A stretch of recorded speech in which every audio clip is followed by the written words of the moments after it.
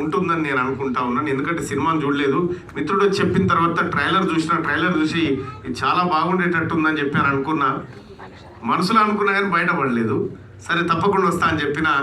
ఆ తర్వాత కొద్దిసేపు ఆ ట్రైలర్స్ ఆ సాంగ్స్ చూసిన తర్వాత సో ఏదో బాగానే కష్టపడ్డట్టున్నారు అనేటువంటి నా మనసుకు అనిపించింది. నేను నా జీవితంలో 10 నుంచి 11 సినిమాలు చూసి ఉంటాయి ఇప్పటి వరకు, అంతే.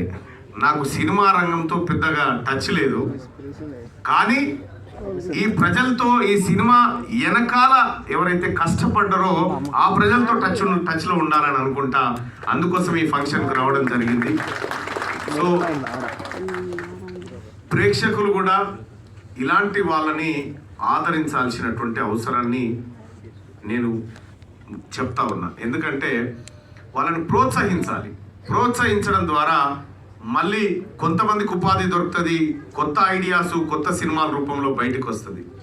ఇటీవల కాలంలో మనం చూస్తూ ఉన్నాం, కొన్ని సినిమాల్లో చాలా బాధాకరమైనటువంటి విషయాలు కనిపిస్తూ ఉంటాయి.